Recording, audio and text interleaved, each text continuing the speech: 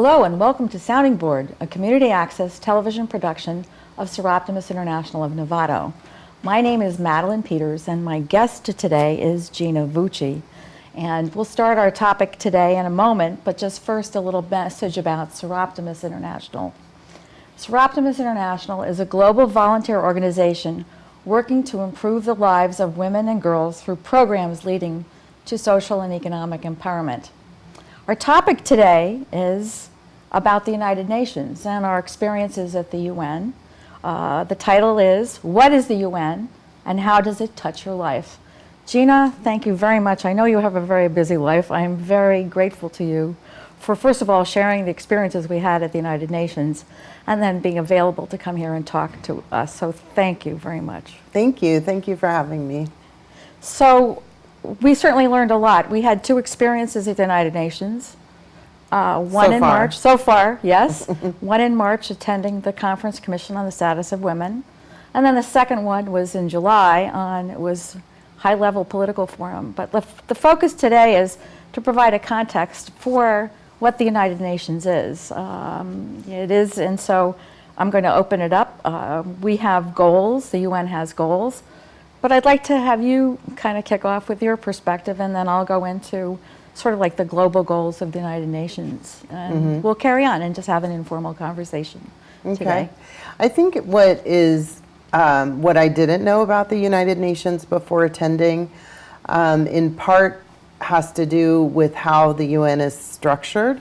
So I have heard about UN initiatives and UN work around the world, and humanitarian aid and the Security Council, but it wasn't as relevant to me since I've become an activist and an advocate for human rights and for women's rights. I see the UN as playing a very important role globally in advancing gender equality, empowering women in their work to protect human rights.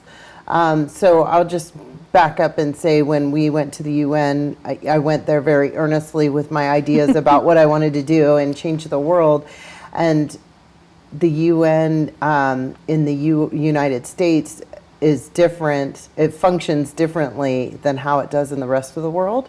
So the UN is made up of 193 countries that are member states. And they participate either as a donor state or a recipient state. And those tend to be the global north. What is called the global north tends to have the majority of donor states. And those are countries that support financially and physically provide resources for the UN to do work around the world. And many countries in what we call the global south are recipients. And they're, have emerging economies, and they're dealing with a different level of political strife. And so our relationship to the UN is in the US is somewhat distant. It's hard to see how they affect our lives.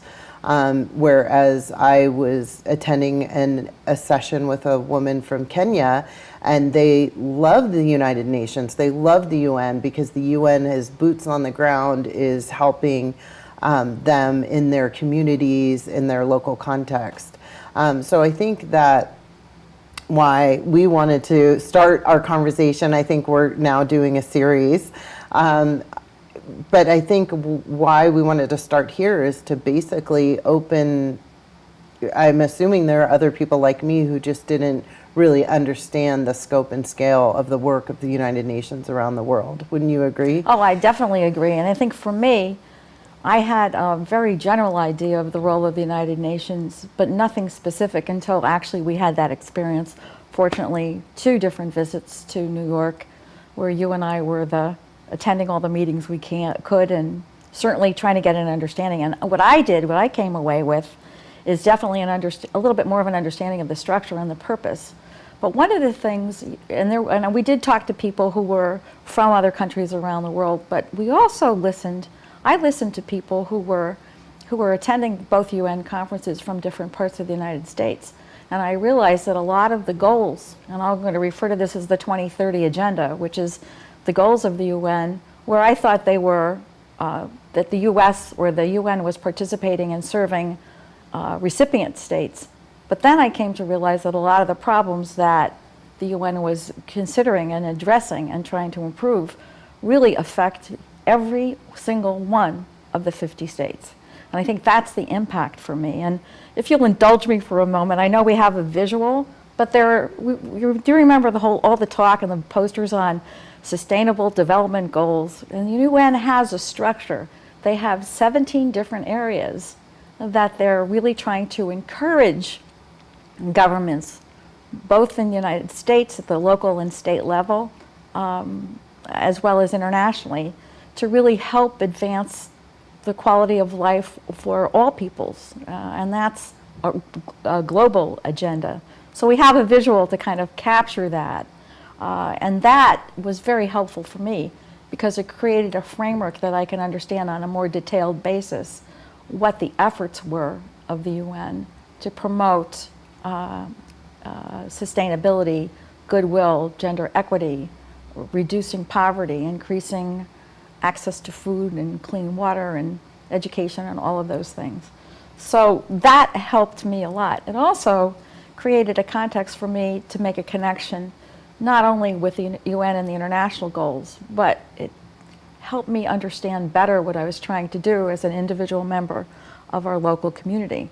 So it was very encouraging for me. I think when I came back from that first session, it took me a while to even put my experiences into words. So for me, this conversation and this isn't the only conversation we've had, and I know we're going to have more, helped clarify my thinking, make the link between the United Nations and community work, and gave me a vision of how serious these problems are that the UN is trying to address globally. Would you have any comment on that? Yeah, and I think that before attending the UN, I don't think I was as familiar. I think I had heard of the Sustainable Development Goals, or often called SDGs. And I think that, again, it's relevant. Yes, we want clean air, we want clean water, we want to reduce poverty, we want access to health care, we want gender equality. These are all things that we care about. But we don't see the UN advancing that agenda in our local context the same way they are more visibly doing that around the world. And what I think is exciting as an advocate and an activist is that basically any passion you have, any activist in any topic can connect with the work of the UN and bring what they are doing globally into their local context. Because there's a framework. So each sustainable development goal comes with an agenda, an action plan, recommendations for implementation. And the conference we attended, Commission on the Status of Women, is in its most ideal form, a forum where civil society can meet with member states, and that ideally civil society and NGOs can hold countries accountable for having agreed to this agenda, so that all the member states have agreed to the Agenda 2030, which is to achieve all of these goals by the year 2030. And so the conferences that we're attending are an opportunity for advocates, activists, NGOs, civil society to hold these countries accountable, hold our countries accountable. And I think what we've seen in the last couple of years in the United States is a real shift in what is, it's not that there wasn't such division or poverty or lack of access to clean water happening in the United States, but through a series of events and what we're seeing in the media, much more is being revealed. So I think the SDGs now become even more important in our local context, especially for advocates and activists. So whatever, for me, it's gender equality, clean water. Those are two pretty high on my list. And so I can plug into what the UN has already established, and then look at my local government, to look at the NGOs that are operating in my community or regionally, and are their initiatives in alignment with what the UN has established and what our country has agreed to. So I think that's the leverage point. We don't have to invent, how are we going to have clean water for everybody? How are we going to have access to education for everybody? How are we going to ever achieve gender equality, full gender equality? There's already a map for that. We don't have to invent it, but we can pick up those pieces and use that framework to leverage changes in our community. Well, I think this is a good opportunity, because you've shared your perspective and what this has done for you, this experience did for you and mine. But I was able to interview two really very well-spoken individuals who can provide an international perspective that seems to take their experience at the UN and apply it to countries that are offshore. So we have a brief interview with Dipesh Paul Thacker, and then following that, Nina Dornheim. So we'll pause for a moment here to show how Dipesh Paul is working to help children, focus on children's needs, and Nina is working to help women advance their economic opportunity as textile artisans, going from a local to a global market. Hello, my name is Dipesh Paul Thakur. I'm originally from Nepal, but here I work as Director for Advocacy and Justice for Children for World Vision International. I'm based in the Philippines. It's wonderful to listen to various reports from countries during the voluntary national reporting to the high-level political forum. The impressive thing is that the report which has come out really emphasizes on multi-sectoral partnership. Even during the preparation of the report, we've seen civil society, we've seen groups such as youth, children, women being prioritized. The message that I'd like to give is two messages. One is, it is really vital for the civil society organization, government and other stakeholders to go back to look onto the recommendation of voluntary national reporting in the country level and see that how it is executed. There needs to be an accountability mechanism that needs to be formed to see these recommendations really tries to see how sustainable development goals are then realized at national level. Another thing which I would like to emphasize is World Vision as an organization is trying to promote or has launched a campaign to end violence against children. Violence against children is something which is deep-rooted in culture. In many countries, in Asia Pacific, it is very prevalent. And we'd like to see that all the countries, all the civil society, and all the world gathers together to see how we make a better world for children, as it takes a world to end violence against children. Thank you.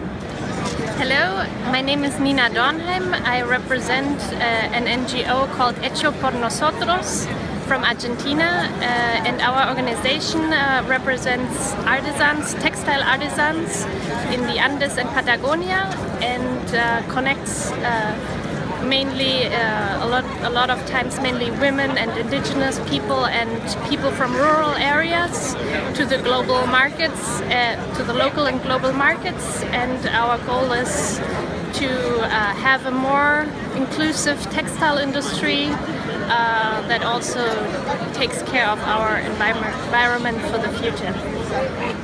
So again, this was quite an experience for us. I'm trying to think, just thinking back to, or thinking overall on the two experiences that we did have, it helped me crystallize my focus in that, again, you talked about having a map. The map exists for the activities that you're doing as an activist, for the activities that I'm doing in trying to educate the West Coast communities or people who are watching our television series to really understand the structure of the United Nations and the roadmap they have that exists for work on these sustainable development goals. So how else has this impacted you? Well, I'd love to, before we move on, to talk about with Dipesh, we just showed his clip, and I think what he is bringing forth is the opportunity for civil society, that without civil society engagement, without NGOs, without those of us who have boots on the ground informing policy, then that's the only way to advocate for our rights, for human rights, and for a fully balanced agenda. So I think it works both ways. So earlier we were talking about how if we're advocates and activists in our local context, we can tap into the framework that the UN's provided. However, by those of us traveling to the UN and participating in these sessions and contributing to the outcome documents, that we are also helping to inform the process and the policies that get implemented and the mechanisms for how they're implemented. So I think it's a really important aspect that we haven't touched on, which is the feedback system. Now, how receptive are they to our feedback? We could debate about that, and that could be another show. But it's important as advocates and activists and NGOs who are working in these specific themes, these areas, to also have a feedback loop to inform these policies so they are informed by the needs and rights of those around the world. And I think what Deepesh is doing and what he spoke to perfectly illustrates the need for civil society partnership and the mechanisms. And I think with Nina talking about highlighting, economic justice, I think a lot of us are more familiar with social justice, environmental justice. Those are huge themes that have driven a lot of narratives, especially in the public space.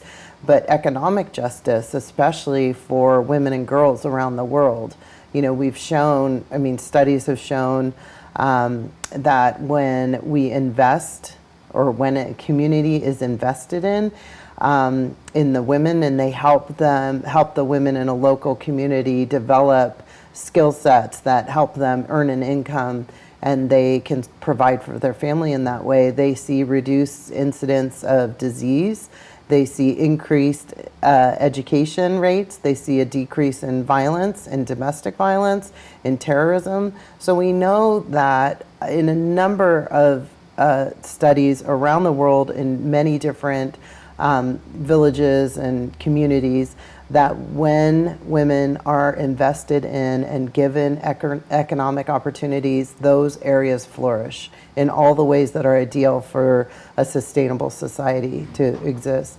So what Nina's highlighting is a really important part of the conversation when we talk about improving the lives of women and girls, but also environmentally. We want clean water, we want to end poverty, we want clean air, we want clean oceans. These are non-negotiable items. We have to have these, we have to achieve this agenda, for humanity's future, for our future existence. These are not, negotiable. And economic justice needs to be part of that conversation, along with social and environmental justice, and giving women and girls in particular economic opportunities, which also reduces, increases their education rate. It also decreases the population, where we have populations that are out of balance and have a higher population than the environment can support, the resources can support. So, but we see, so this is a really key element. And so economically empowering women changes all these other issues that are related. And that's another thing we talk about a ton at the UN is the interlinkages and the interconnections and of all of these themes. I thought, thank you for bringing back the stories that Deepesh and Nina brought up, the context and their work. I think probably the thing that was so exciting for me is the commitment and the passion of the people who were attending, who were either presenting or we had conversations with, or fortunately with my limited skill, I was able to get personal interviews to share those stories. Because the stories, the passion that both Deepesh and Nina showed really was mirrored by the many thousands of people who were attending the sessions. And again, it was, I appreciated that enthusiasm, but I also learned a lot just by listening and understanding what people, the individuals with the feet on the ground, trying to address really serious problems and looking for positive solutions, but then also coming back as a group to these meetings to then share their knowledge. And as you said too, the feedback loop, contributing to the United Nations agenda, saying we may have these goals, but this is not working. We need to have stronger language, or we need to pay attention to what's really happening, what's really going on. Certainly what I came away with in terms of the economic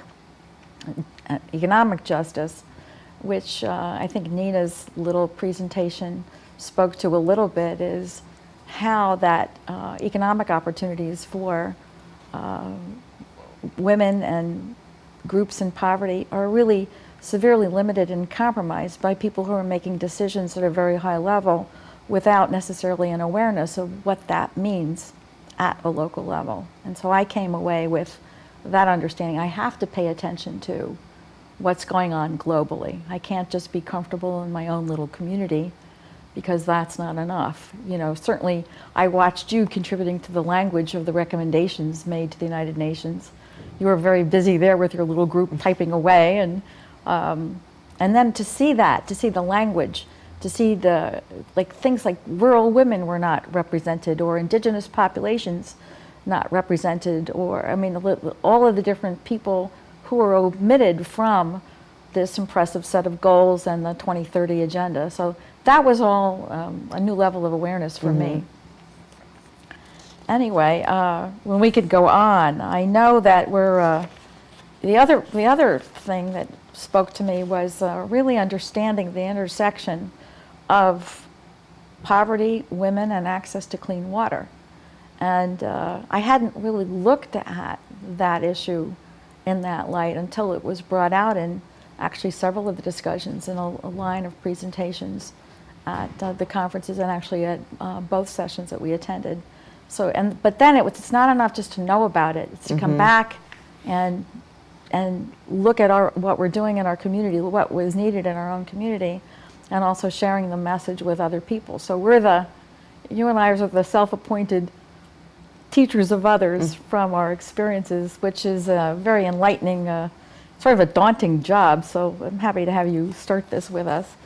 Are there other things that you'd like to add to our conversation today? Yeah, each time you speak, I think of 10 more things. So Which we I could knew do would a happen. whole show just on water, clean access to water, because I think what's really important, again, particularly in the U.S. and particularly in relatively affluent or comfortable areas, we don't think about access to clean water. We turn on our faucet, we have clean water.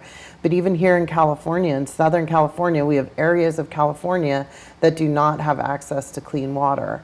And there's a number of areas in the United States, and we went to presentations and heard from the people in these areas, living in these cities, living in these towns that don't have access to clean water. So first of all, just having to break or burst the bubble or dispel the myth that these issues are not happening here in the U.S. Yes, we are predominantly a donor state in the context of the UN and structure, but we have these same problems here. And it's really important to begin to have that awareness or bring that consciousness in, because we can't be effective until we really understand the scope and the scale of the problem and how far reaching it is. And so, also I imagine that people are watching this who don't self-identify as an advocate or an activist. Maybe they're people who want to send donations to support organizations. One of the most important things we can do, even if you never pick up a picket sign or attend a march, is send a message with your dollars. How you choose to spend your money, how you choose your investments, even your 401k. Most of our investments and how we are purchasing decisions, we have power to send a message that says this is not okay. So in California, in one instance, I won't out the company, but there is a company that is taking water from areas and diverting it to support their crops. and this has to do with land rights and it's political. But at the end of the day, what is happening is there's communities without clean access to water. And so by not purchasing the products of this company, we can send a message and say this is not acceptable. The same way we might not purchase chocolate from a company that is using slave labor to harvest the cocoa. So it's what we do with our dollars and how we spend our money sends a very powerful message, maybe even more powerful than you and I going to the UN. And so I really want to encourage people to become conscious consumers and to learn about the products they're purchasing, to understand their investments. And if they're invested in I don't want to out any specific industries, but if they're invested in businesses that are not in partnership with local residents, whether it's here in the US or indigenous cultures around the world, that they can also divest and put their money elsewhere and put their money into investments that are supporting social, economic, and environmental initiatives and equality. So I think that is understanding what you touched on, the complexity of you could take one issue and the complexity of it and the intersectionality of the different issues. But I think what I would really want someone who's watching this to come away with, knowing that they have power. We all have power. We all have the different ways that we can show up in the world, in our local context, in our families, in our communities, or our spheres of influence that expand beyond. But we can become conscious consumers. We can have conversations with neighbors. We can speak out and stand up when we see injustice. So at whatever level we're comfortable, each individual is comfortable with. But I think we all have a role to play in turning this around. And the agenda, the 2030 agenda, is not just for politicians or high-level government agencies to make happen. It's going to take all of us, and it's going to take all of us first becoming aware of the problems and having really honest and difficult conversations and eye-opening experiences to understand the scale of the issues, and then to show up in the way that suits us and fits our lifestyle to make a difference in whatever way that makes sense. So I happen to be, feisty and communicative, and that's how I do it. My mom, sends emails to her local representatives. I just feel like there's no wrong way to try and make a difference. And to have an impact. We can all have an impact. Yeah. Well, what you talked about, we're just about at the conclusion of our show. Well, what you talked about ties very clearly back into making that link with the United Nations and the goals and what we are doing for practice here on a local level. Gina, we're out of time right now. I really want to thank you very much. And this is just the beginning of a series of conversations we'll have and a series of experiences we'll have.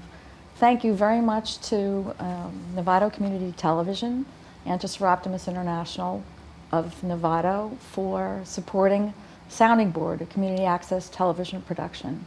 My name is Madalienne Peters. My guest today is Gina Vucci, and we've attempted to create a context for understanding the role of the United Nations internationally and locally. Thank you.